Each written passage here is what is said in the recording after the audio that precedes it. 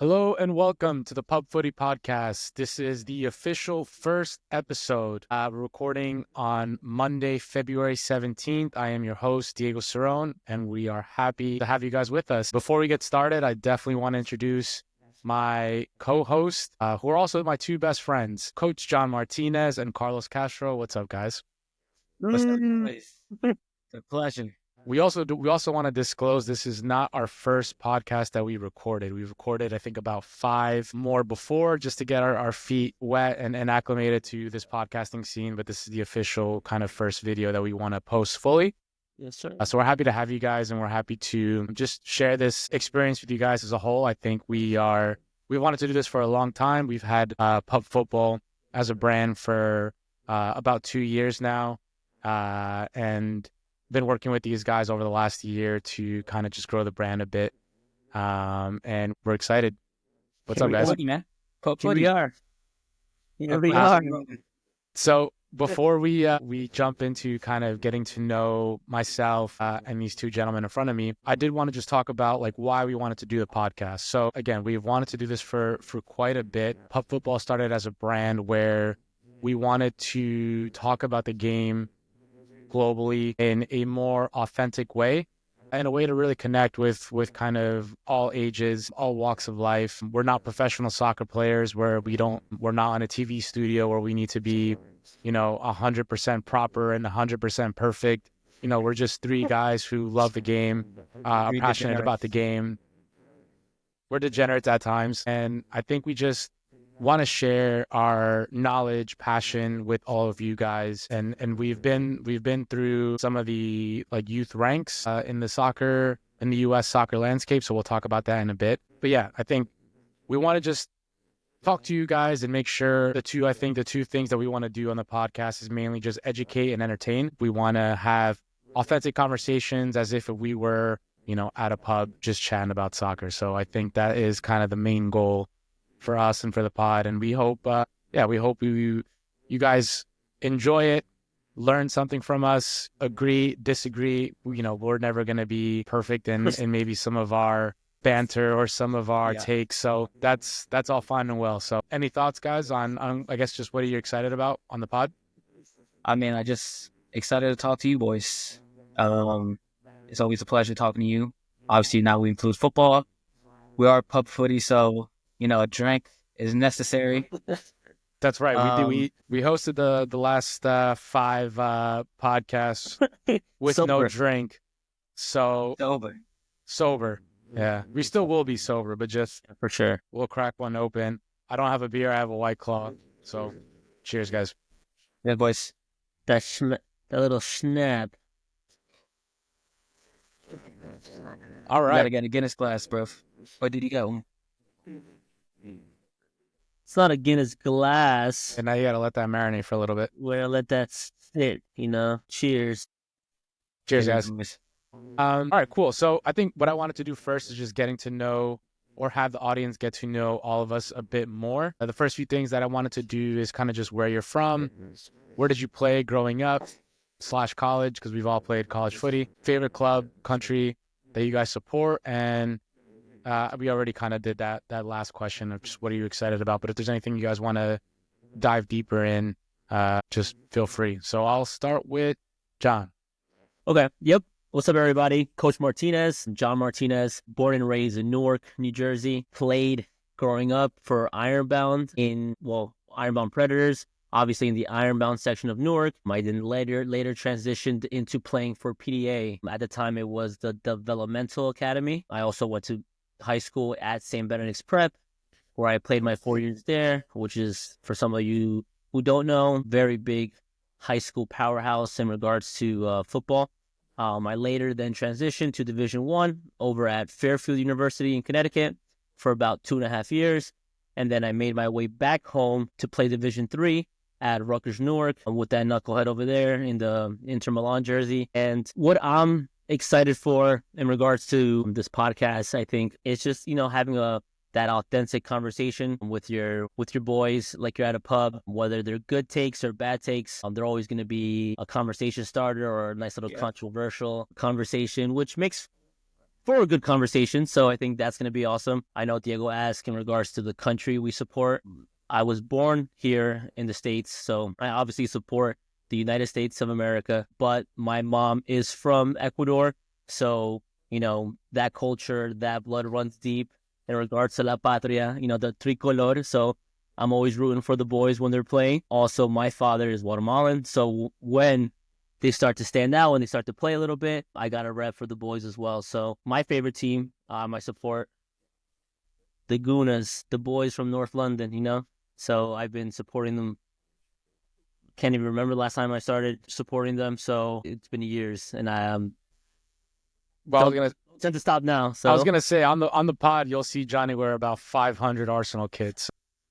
It's no, new. no, I got so many. I'm gonna recycle them. I don't plan on recycling these kits, so I plan on putting on a new one every time we do one of these shows. Yeah, so if you guys want to send Johnny any Arsenal kits, please feel free. It's our Rel Announcement. It won't go to waste. Sweet, John. What about you, Carlos? Yeah, so my name's Carlos Castro from Belleville, New Jersey. In my youth career, I played for a team called NJSA 04 Celtic for about 3 years. Very good team.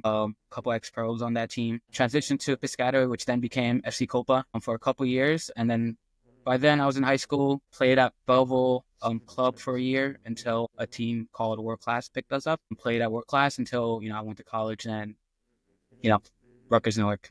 4 years at Rutgers Newark, met Johnny, as he said, 2 years in, and it's been a blast since. What else? Favorite club / country? Even though you're wearing an Inter kit. We'll get into that in a bit. As Johnny mentioned, born in the United States. Unfortunately, it's not my number one national team. My dad's Costa Rican. CONCACAF rivals. The USA has broken my heart a couple times, beating Costa Rica. So, Costa Rica is definitely my national team that I root for. Obviously, I love the American boys. It's a solid group of players right now, so you can't not support them when they're playing. Obviously, when they're playing Costa Rica, unfortunately, I root for Costa Rica. Yep. Favorite club team, I'm wearing Inter Milan. I like Chelsea and Real Madrid, but Chelsea's an absolute disgrace at the moment. See, you can't wear that I would not kit. be wearing a Chelsea kit at the moment, man. No, I don't think anyone blames you for that.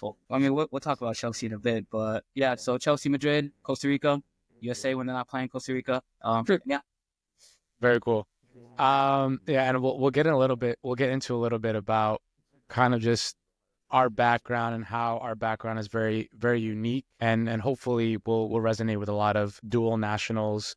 People who have grown up with parents that either support a different country that's not the U.S. Right. So we'll get into it. I'm obviously wearing an Ecuador kit, so I'll go again. So, hey, my name is Diego Cerrone. I am born and raised in North Jersey, Belleville, New Jersey. Was able to play youth soccer with John at Ironbound, which is a small section in Newark, New Jersey, that's very prominent with Brazilian, Portuguese, and Hispanic community. So we had a really good team, very diverse team growing up.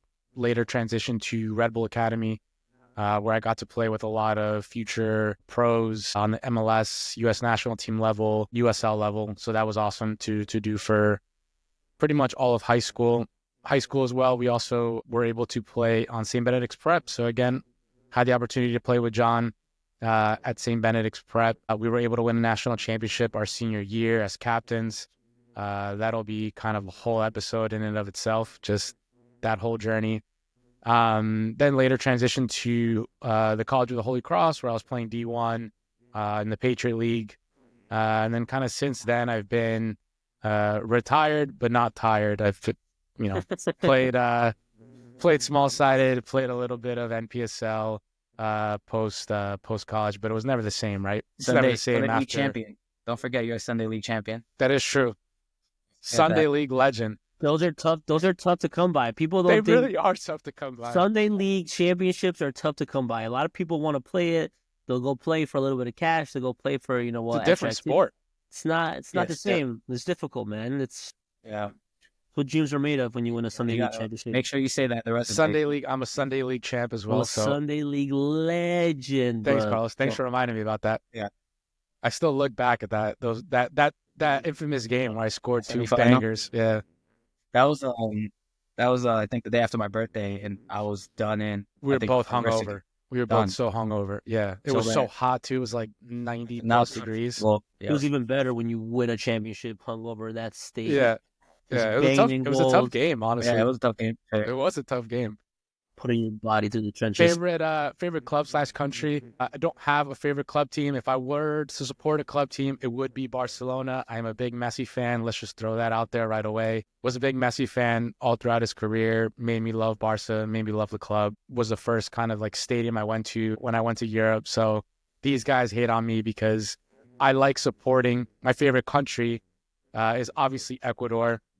I was born in the U.S., but Ecuador has always been my number one country in terms of football. And we're going to call it football, soccer, football. That's just part of the dual nationals, right? That's part of who we are. We're American, but we have parents. We have Hispanic parents, and I think that's just part of who we are. We're not afraid to say soccer. I don't care if I say soccer. I don't care if we say football. Football doesn't matter to us. But yeah, growing up, I would always go to watch.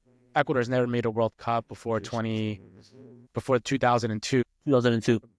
Which is the Korea-Japan World Cup. So I remember growing up and going to, these bars packed because it was only pay-per-view event.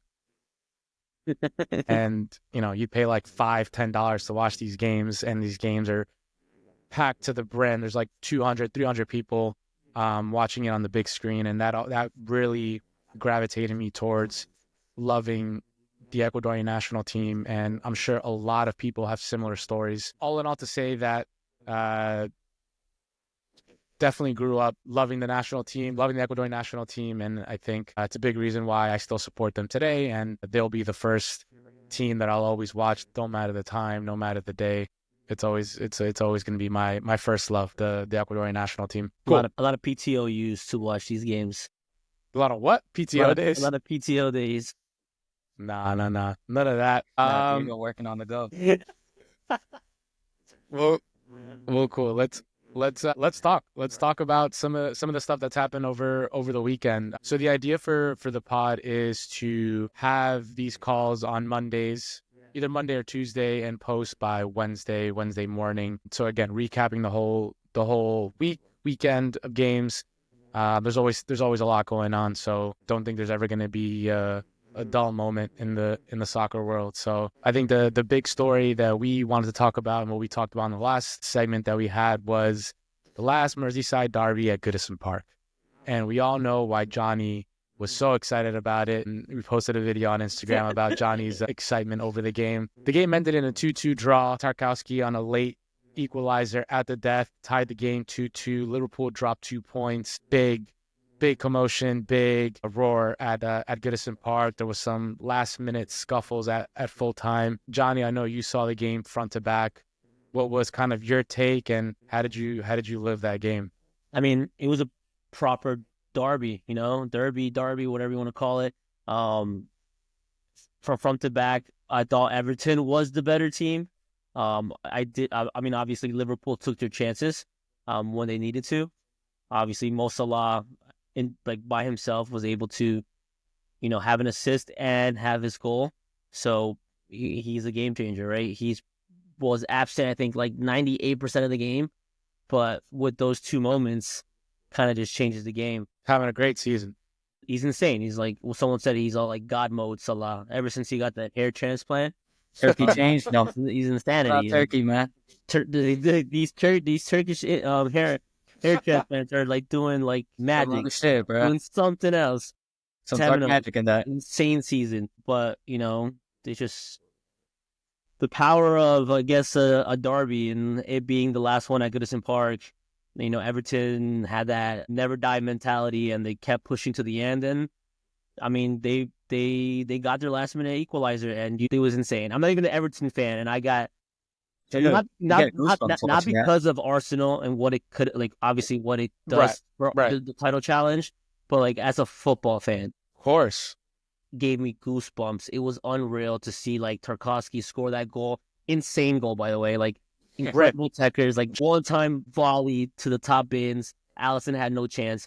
He runs to the fans. The fans People are just jumping into the field. Pouring onto the field. Yeah, correct. I saw that. Like, do you see the steward is like, put your hands down. You don't want to. Did you see the one story that was I know you want to celebrate. Did you see that one story that was celebrating? Yeah, you didn't even know he stopped doing his job, dude. He's just one of these because We got to show that video later. it bro. means so much to everyone in that stadium.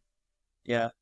Just like getting a result, last Historic. one at that place. It's just like Historic. That's a it's historic way to cinematic. end the derby at Goodison Correct. Park. It's a derby. It's like it's the perfect setup. The perfect script was written. The for script that. writers were working overtime. They cooked on that one because was- guess what?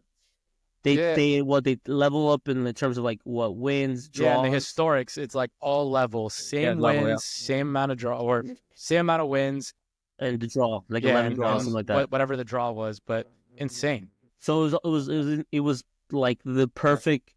It was a win for football. I think if you were a football fan and you were watching that game, no matter what, obviously if you were a Liverpool fan, you like fuck off because Yeah, whatever. But anyone else watching that game, you got to be like, wow, that was amazing. That was fantastic. We don't get moments like that too much. No, you're so- buzzing. You're buzzing. You're buzzing. You're buzzing. how was the game from a football perspective? Because I saw a lot of people pissed off Liverpool fans saying that it was like a rugby match. It was ugly.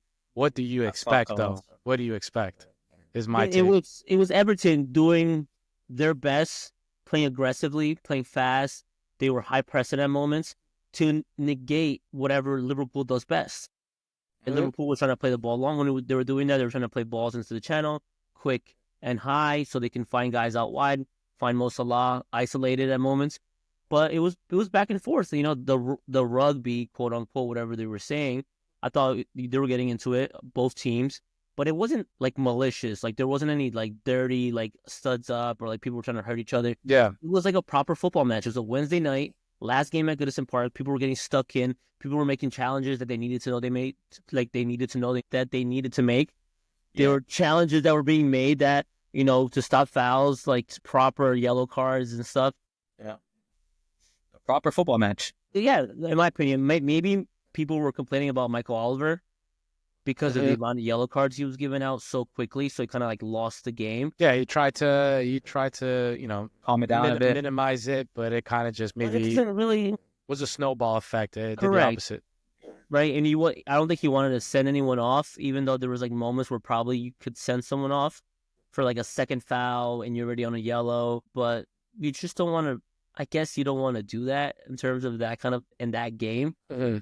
But I thought it was fantastic. It was fast. It was quick. It was aggressive. Everton played one of their better games I've seen them play in a long time. Rightfully so. Liverpool wasn't the best, but like I said, they have their X factors. When Salah's on, boom, he's going to give you what he can give you. And then when other guys pinch in here and there, you're kind of okay if you're looking at it from a Liverpool's standpoint. Yeah, yeah. I mean, end of the day, they drop points in what could be the deciding couple of days for them and for the title race, and we'll get into that in a second. But any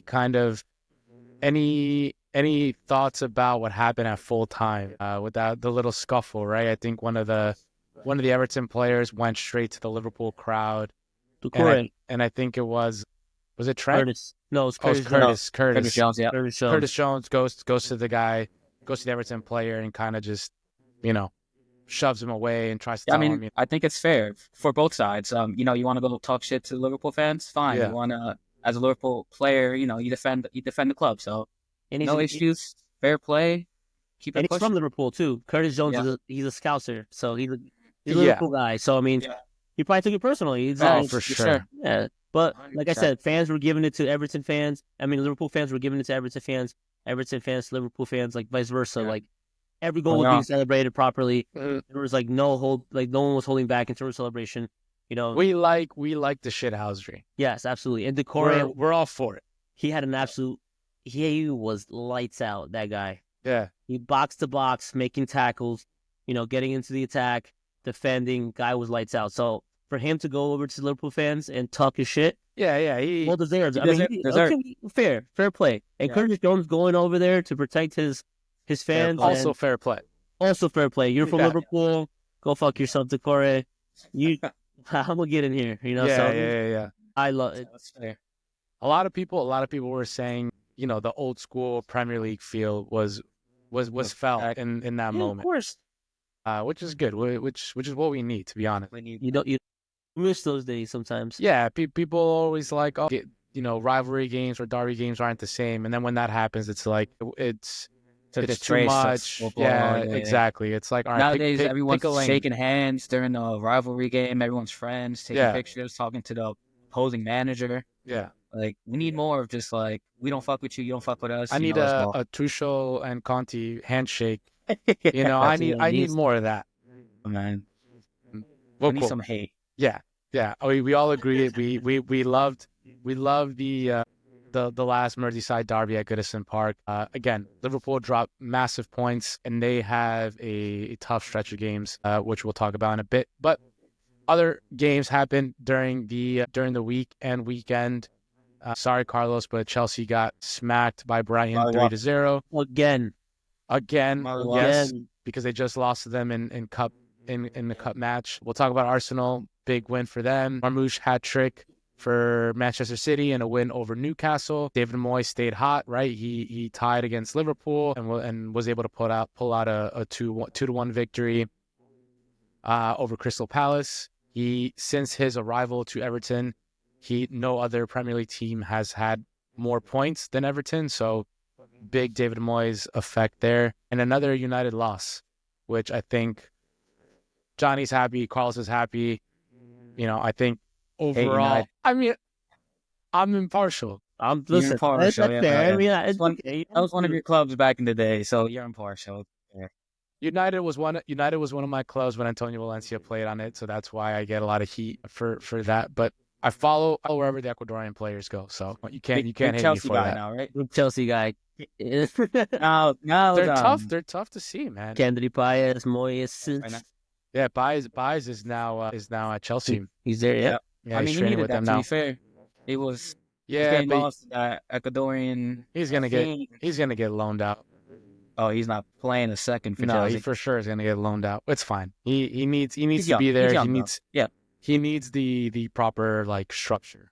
Professional scene. Yeah, he was getting beers, vapes left and right in Ecuador, going to clubs, going to the strip clubs in New York. So the man needs to be more, needs to be more locked in. Yeah, but any kind of stories that's kind of stood out for you besides Chelsea getting smacked, Arsenal with the big win with the late substitution and goals by the substitute. I think we can talk about Arsenal in a little bit, but Ruben Almarine, he's a fraud, blood.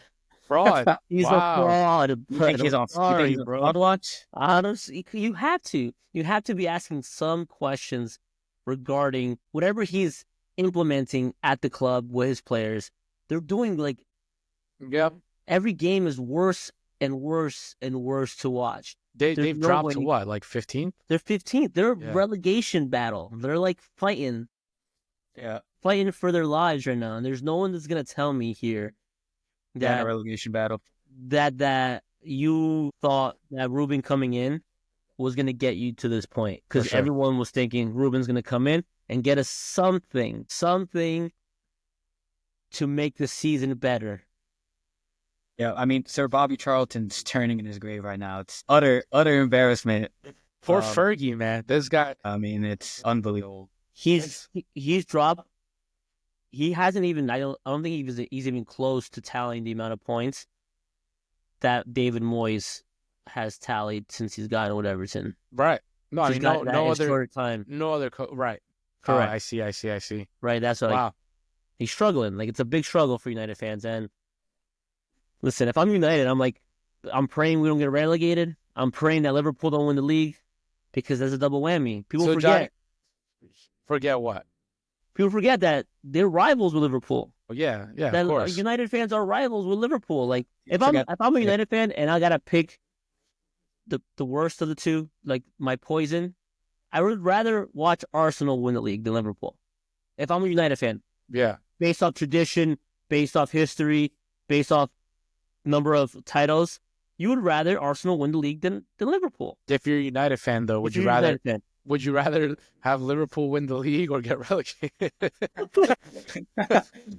Yeah, I mean, that's a tough one, right? It's a tough question. But relegation? I don't know. Too many United fans watch Arsenal, and they they pray for Arsenal downfall. Yeah. Not a lot of United fans are praying for the Liverpool downfall. But I think real United fans that know exactly what I'm talking about are praying that Liverpool will win the league. But a lot of these mainstream tiki-toki people don't feel the same way. Well, Do you think we got a ghost popping up again?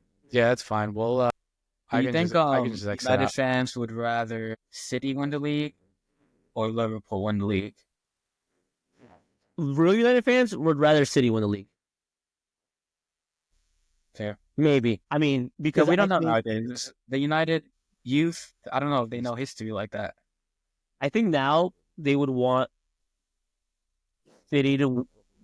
I think before, I think it was easier if you saw like, oh, City will win the league because I don't think they can catch up in terms of like, you know, their Old history and glory, stuff. old history and stuff. But I mean, with Pep here and like winning the amount he's winning, I don't think he'll catch up. Maybe, but I'm still thinking you'd rather City win the league than Liverpool. Yeah, no, that's fair. I guess obviously, you know, there's a lot of youngsters that become fans nowadays, so they forget some of the history that's you know been around for the last 100 years. So they see City winning 6 titles in a row. They see Liverpool not winning. You don't know if some of these United fans would rather Liverpool. Yeah, that's what I'm saying. Maybe it depends. But definitely the older fans, like, you know, the ones that have been around for years, obviously, I think they'd rather City over. Yeah, because then the older heads would be like, yeah, we have history. You don't have history. Go fuck yourself. You know? I've seen Johnny too many times fight with our high school coach who's a big United fan. Yeah, so I know how deep that hate is. runs. Yeah, because I've seen it and I've heard it from, like, old heads. And, like, you don't want Liverpool winning the league.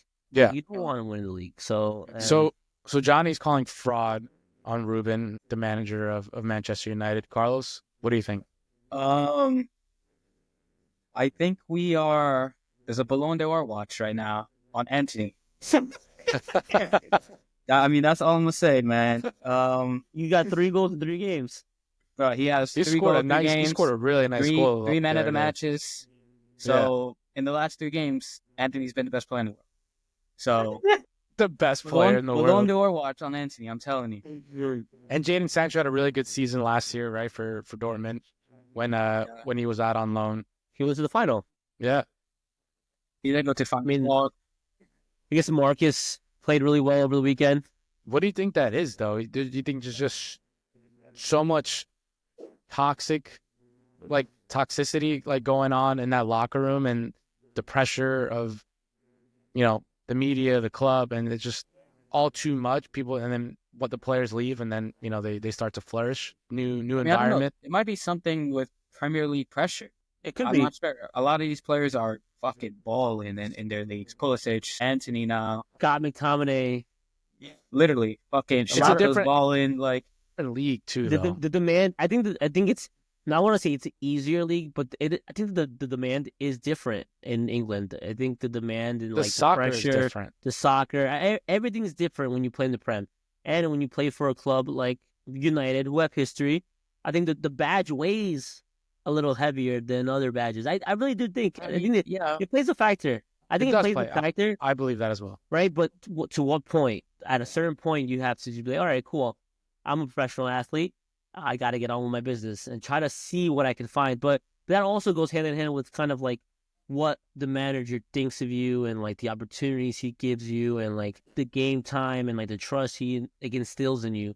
And I don't think, like, obviously we're talking about guys that are in other teams right now and are flourishing. Do you think they got that same trust and beliefs from Ruben? Like, I don't think Anthony really got that. Rashford definitely did it. Rashford did it, and it was open. Yeah. So, and he had a great game over the weekend. So he might have a great game on Wednesday too. So whatever. So, yeah, I mean, for me, it's tough to call him a fraud. He's a fraud at least right now, but you need to give him time. No, of course. Everybody, obviously, none of these guys are his players, right? He needs time this to implement season, the system. He's gonna get shit for sure because no matter what coach is in there, you can't be in 15th place in the league. You can't get relegated. You can't drop the amount of games. You for sure can't do that. So there's definitely criticism that's deserved there. The money spent and the players you have on your roster, you shouldn't be in 15th. I agree. Yeah, I mean, the players he has on the team, it's better than anyone in the bottom 10 of the league. So it's not like... Yeah. There's something there that's missing. Something's But, wrong. Yeah.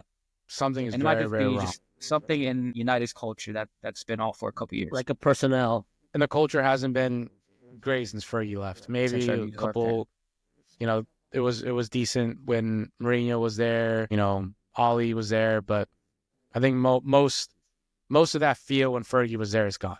We can all agree on that. Yeah. I mean, Van Nistelrooy had him eye for a couple games Had him before taken? Ruben came in. Yeah, They I'm were- taking. Yeah. Yeah. I think you just So, want to play I for. I think that like for Rude, I think guys wanted to play for him. Oh, guys, Yeah. like United Yeah. legend. Yeah. He's with us. He's not like he understands how we feel. He gets it, the pressure, and maybe he made the players feel a little better, Supported. I guess to make it really simple, like he probably understood what the players were going through, and the players like, all right, cool, we got a guy here who gets us, and let's step on the field. Let's see if we get results for that guy. Yeah. For the time being. Yeah. Also, maybe just the pressure on the manager kind of weighs on the players. Like, I guess Rude, he probably didn't have too much pressure. So Correct. obviously everyone was having a good time at practice. He's chilling. I don't know. Obviously the pressure showed up on Ruben. Ruben said it over the weekend. He's like, my job is hard. Yeah, I did see that quote. Did he say that? Yeah, Yeah. he's like, my job is hard. He's like, my job is So matter of fact. What is he? I mean, he's not wrong, right? He's not wrong. Like he's like, and this is after the Tottenham manager said like, because he had said something about like, excuses with like not having like players available, and the Tottenham guy, Andrew's like, he was like, yeah, I've been having to deal with this for 2 months. You've dealt with it for 2 games. Like, good job. But that's because Ruben took a hit at him before the game. Do we think, before we get off United and Ruben, do we think they improve, towards the end of the season and ultimately, I don't know, at least the top half? Doesn't look good. I don't think so. It doesn't look Doesn't look good. Bottom Wow. half. So you guys think small chance they're in like full relegation battle by the end of the season? No. I don't think so. I mean, they're 10 points above relegation zone. Mm-hmm. It's funny to say that they're in a relegation battle because, I mean, there's a chance, not impossible, but Right. there's no way that they drop 10 points and Ipswich catches up to them or Ipswich. Yeah, they have to drop. Ipswich has 17. They had 29. I think if they do that, that's more on them, which I don't think will happen, honestly. Nor do I see Ipswich going on a insane run of games and winning games. So all right. So not looking good, but there's a slight chance of hope. Man United versus Ipswich, February 26th. Game to watch. Game of the season. Book it. Game to watch. Mark it on your calendar. Mark it on your calendar. Relegation battle, February 26th. It's a Wednesday, 2:30. Get there. Watch it. All right. We just lost a lot of United followers, so that's good. Yeah. Johnny, give us your 2 cents on the 2-0 effort from Arsenal. Super Mikel Arteta. He knows exactly what we need. Arteta or Merino? In attack. I mean, listen, it was it looked like one of those games, right? What was it, 7:30 a.m. here? Probably 12 o'clock over there, 12:30? Yeah, I was just waking up and I'm getting... Yeah, it was an early one. You're ripping text us and I'm... Hella messages from Johnny. My eyes like one eye open. It looked and it felt like one of those games. You're away at Leicester, King Power Stadium. It was slow, lethargic at moments. Really didn't connect in the final third. We had like Trossard playing as the center forward, and that wasn't really clicking. Sterling was playing. Love Trossard, by the way. He needs to be a winger.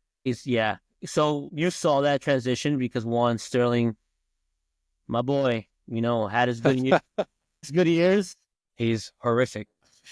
My man is going through the trenches right now. He is. Man.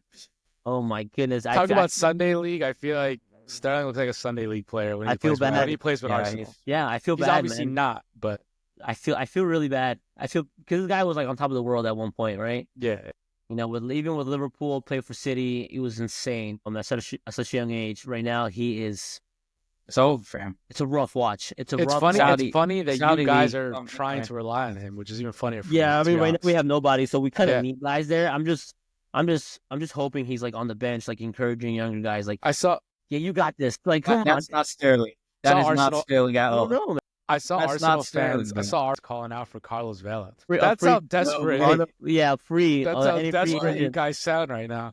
That's Yeah, it's insane. On insane. a free, yeah, for real. On a free, the free transfers, any free agents. But then like obviously as the game went on, Ethan Waneri is insane. That kid is a baller. Yeah, you love him.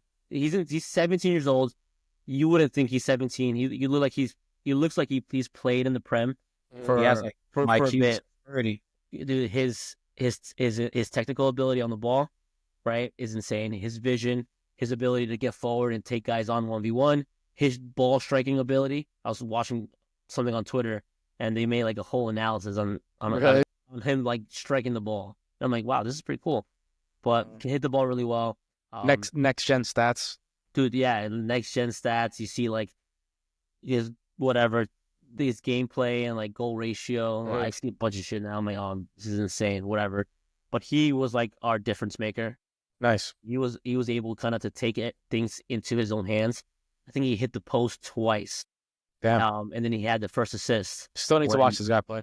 Did you He can strike a ball. He can strike. He can hit a ball. He's really, really good. 1v1. The thing is like he's playing Saka's position now, and what people are saying that they like a little bit more from him is his ability to change his movements when he attacks a defender.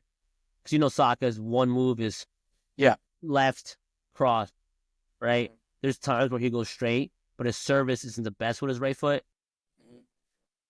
Ethan can do both. Yeah. Ethan can go inside, can run at you in a straight line, and still kind of like maneuver his right foot and like get good crosses, get good service, even hit the ball. One of those posts he hit was with his right foot. So obviously you guys also saw Merino play center forward. That's what I was saying. Super Mikel Merino, right? Super Mikel Merino. Guy subbed him on. They took Sterling out. They moved Trossard on left. They put him center forward. I was like, okay, let's see how this goes. Mind you, he came in like the 70th minute. I was gonna say it was a late sub. It was there were like at least 20 minutes left to play with like at a time. And I'm like, okay, let's see how this goes. Because I saw like talks about like either like Calaflori playing center forward or Merino playing center forward. Which is nuts.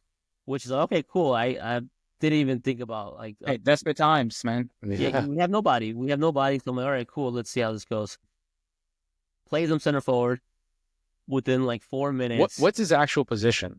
He's a center midfielder. He's like an 8. Okay. That's like what I thought. 8. Yeah, Okay. he's like box to box. He's a big boy though, right? Like 6 something, I guess. Something like that. Athletic. That's like a little striker build to him. Yeah, he does. You see him. He's got a nice build. He's good on the ball. He can like hold the ball really well. So on the first goal, I guess the ball was played out wide to Ethan. Ethan like Saka style cross. Yeah, it was a good cross. Left footed, finds him, and that's like a proper striker's header. Yeah, well, yeah. But if he misses that, all hell breaks loose. Yeah. Oh my goodness, he's wide open. But like the way he finished it, looks like he connected sweet. Yeah, it was like he should have scored that. Yeah, he got up, nice hang time. Yeah, the technique to just kind of get your header on the ball, and he puts it where the keeper isn't. Perfect. And then the second one, you're just there. You're there where you're supposed to be. Yeah, who counter breaks out. I think Odegaard finds Calaflori, who comes in for Skelly. Advances the ball from like hour 35 into past their 50-yard line. And then plays it to Trossard. Trossard like goes 1v1, and you think he's going to hit like a decent cross. Hits one with his left foot, back stick. Perfect, like on a plate. Like here, take this Merino. Yeah. That's another one. If he misses that. Yeah, correct. Crucify him. Another good striker's finish. You're in the right position. It is. Time. Yeah. Put it in the back of the net. He put himself in a good spot. Take him, Merino. Fucking huck this in the back. Here's your brace. Here's your 3 points. Go back to North London. You are a new striker. Let's go. No, for real, though. I mean, it feels good, right? Late sub.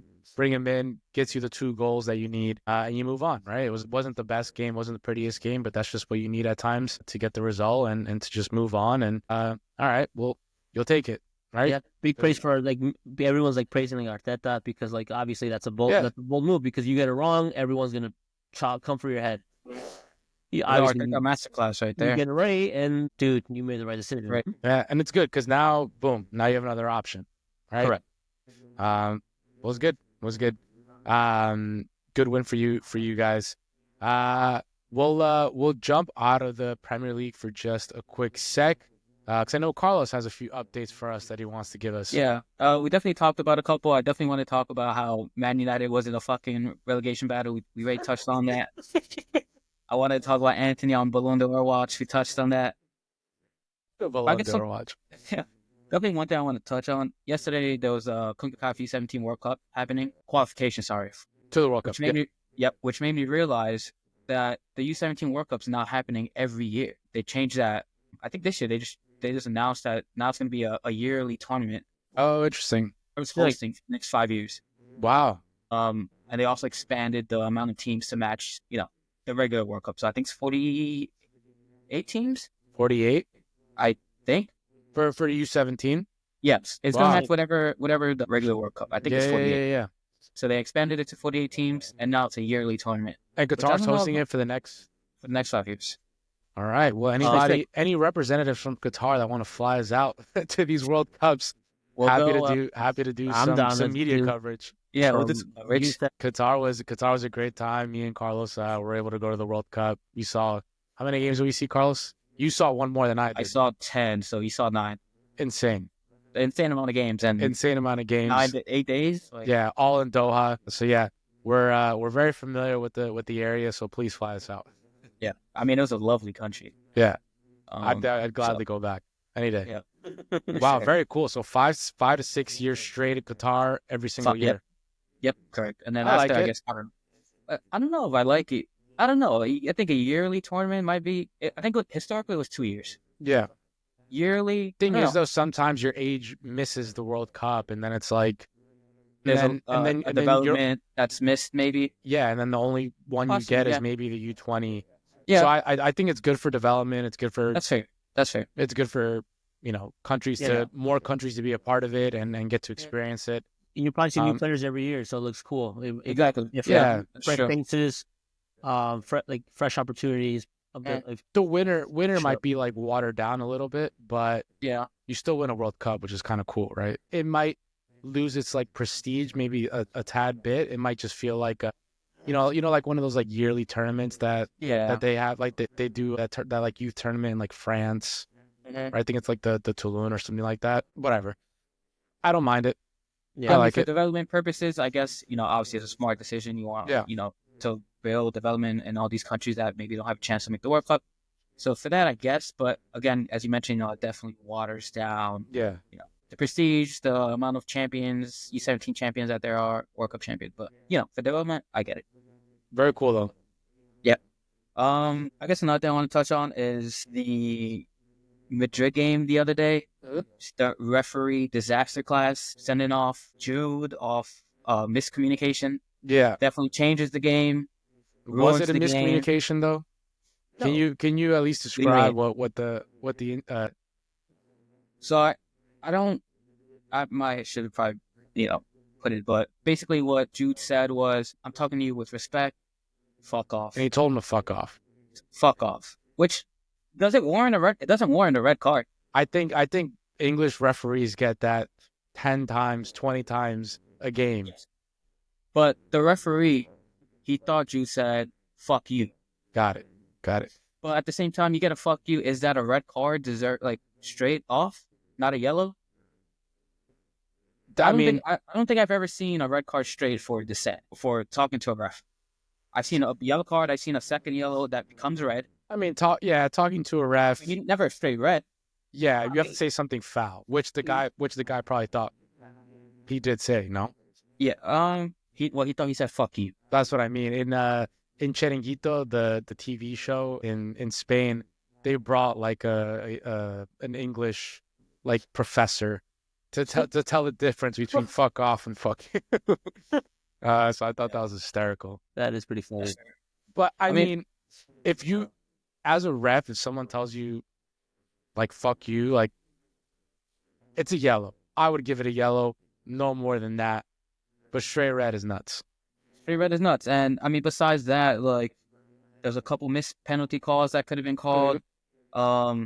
One's Vinny dribbles the ball, touches the other guy's hand in the box, where most of the time with VAR, that's always called a penalty. VAR has been Terrible. And if they've been Is Barcelona the new Kansas City Chiefs Yep.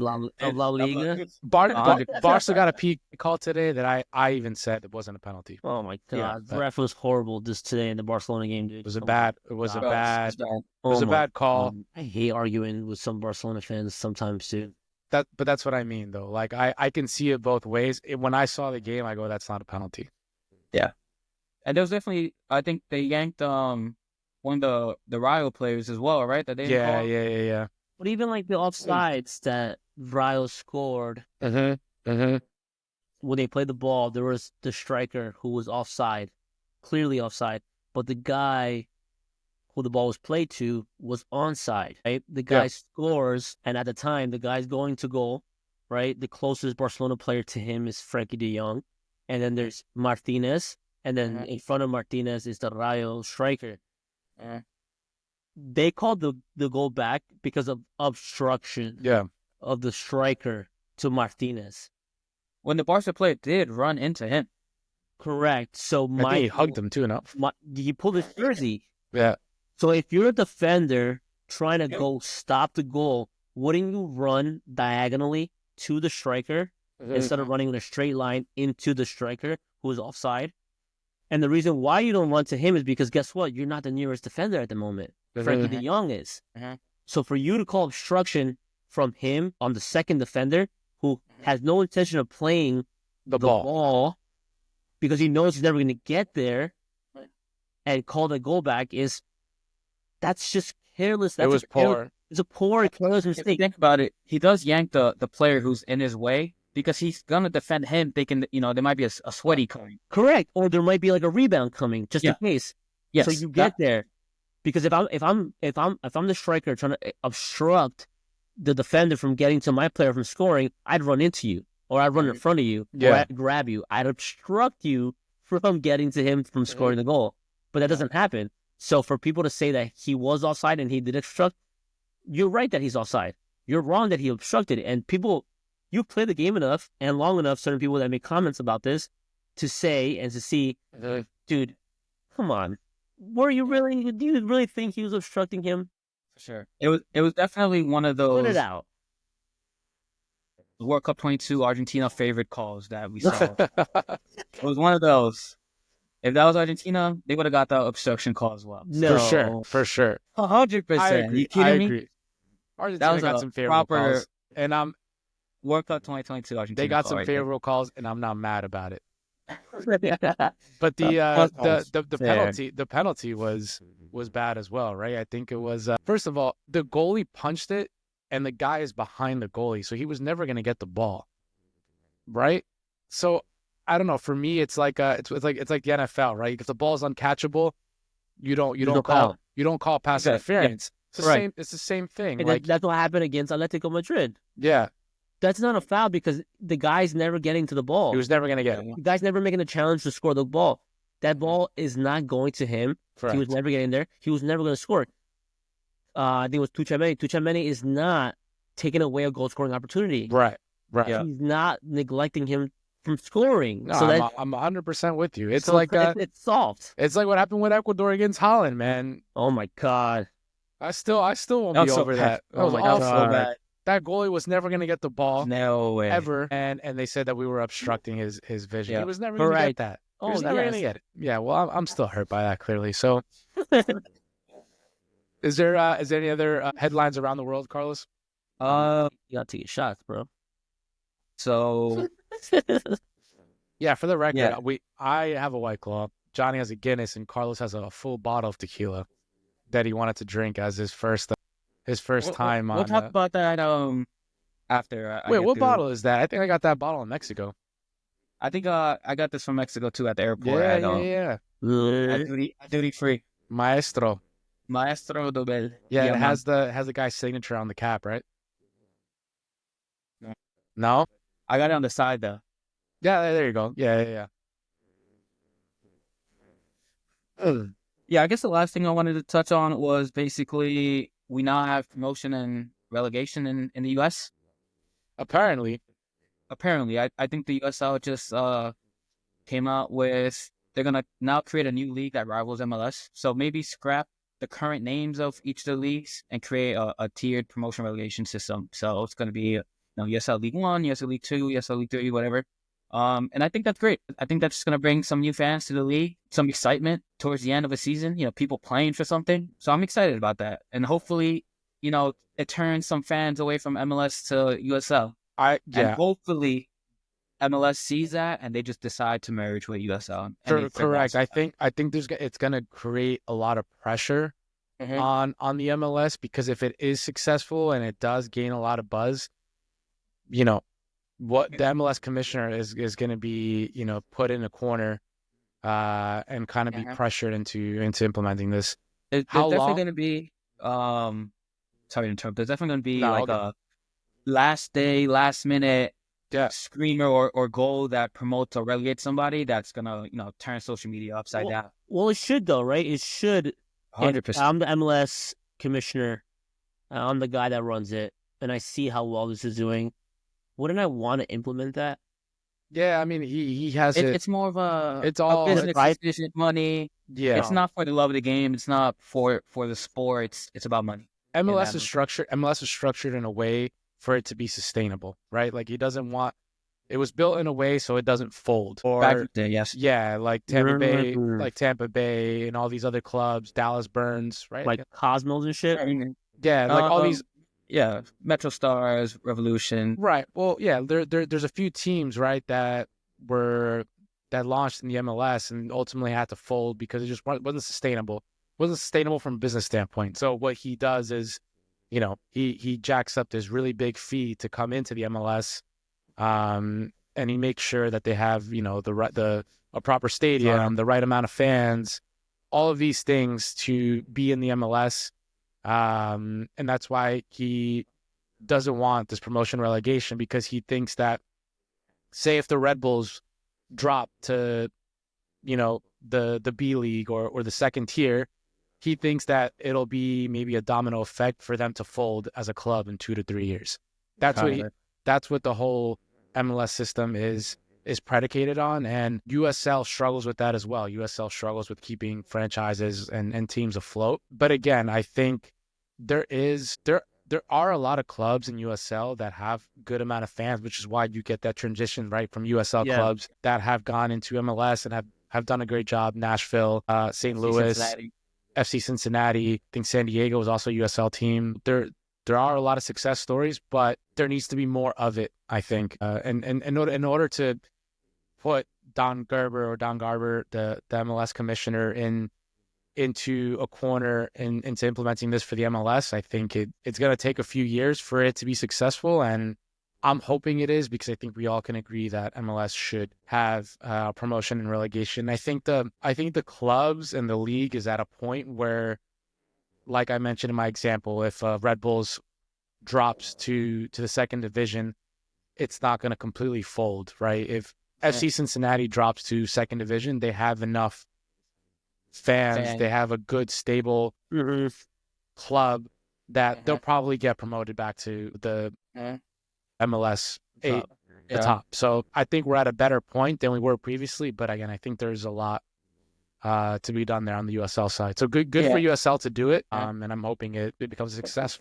Yeah, and honestly, if there's promotion relegation, it gives those smaller cities, smaller clubs a chance to now build fans. Because now, hey, this team might now be in the MLS.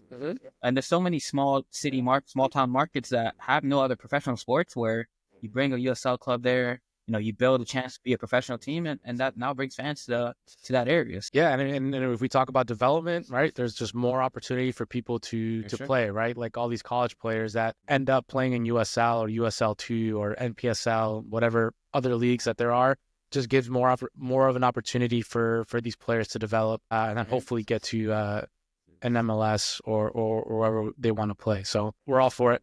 Very good. Very good stuff, Carlos. Yep. That's all I have for you guys for today. Cool.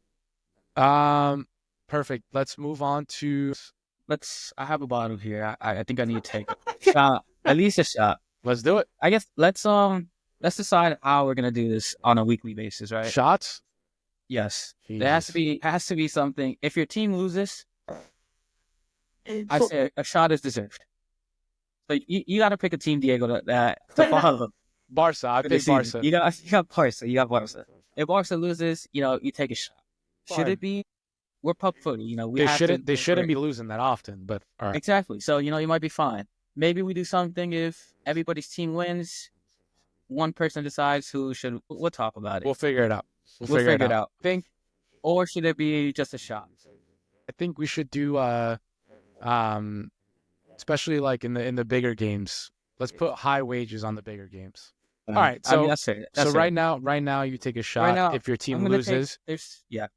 Go for it. And based on the number of goals, you just based on the point difference, the goal difference. Yes. You take that number of shots. And if it's a shutout, you tack on one more. You tack on one.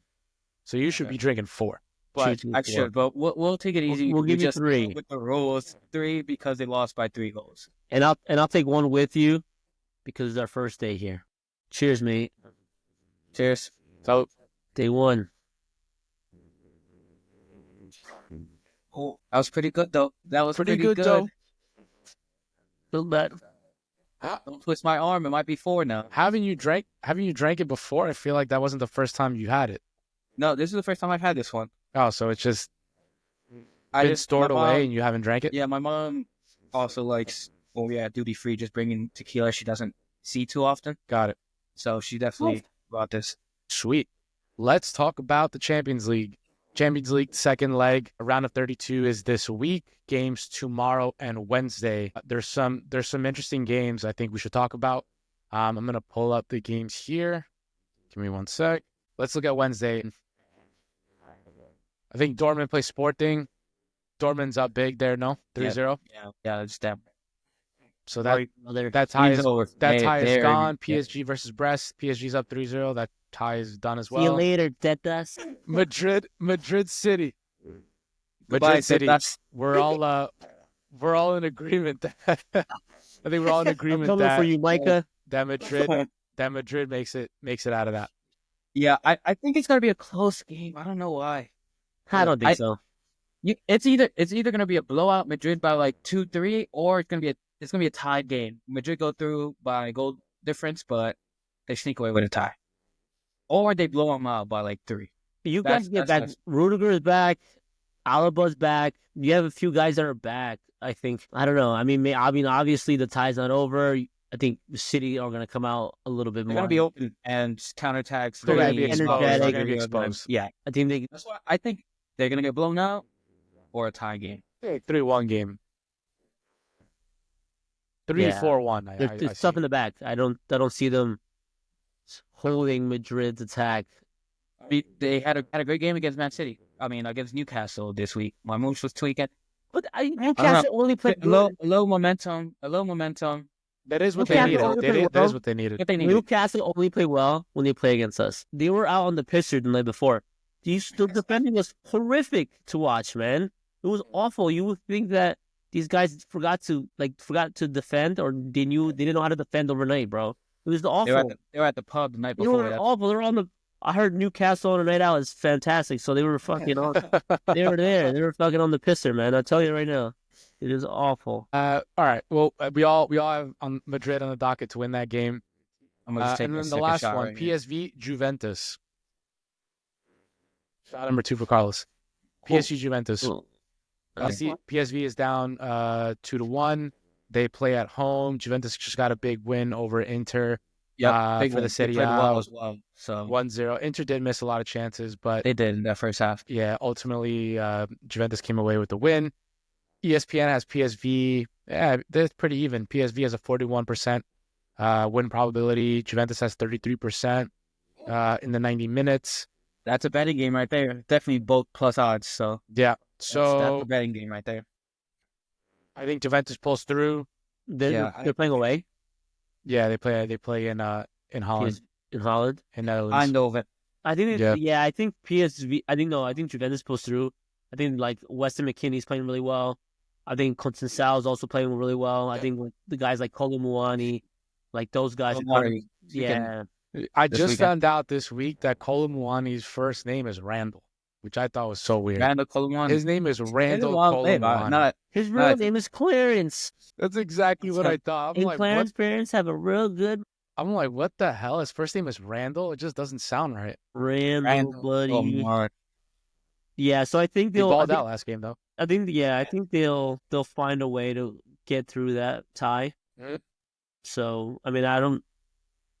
They can possibly play Arsenal. So It all depends how, I mean, the game starts, right? Like, PSV get an early goal, then it's game on. Anybody can win. Mm-hmm. So it really just depends how, first 15 minutes go in that game. Yeah. yeah, I still think PSV really misses Pepe though. Yeah. That's, I mean, it's a game It's a big changer loss. right there. Yeah. And no, well, yeah. Cool. I think those were our Champions League picks. Hopefully next week we'll have some memes for you guys. We usually do some memes of the week. I don't think I have any. Do you guys have any for this week? No, not I this saw a week. bunch of funny ones that I saved. I just don't have them pulled up. no, I don't have. But we'll do them. We'll do them next week. We can save them. Yeah, I think after this week we'll get some good ones. Yeah. So we this is our official full length podcast. We're happy to have you guys join us for this whole thing. If you guys lasted through, minute 1 to the last one, really appreciate it. We'll hopefully get better over time. And we'll see you guys for the next one. Thanks, guys.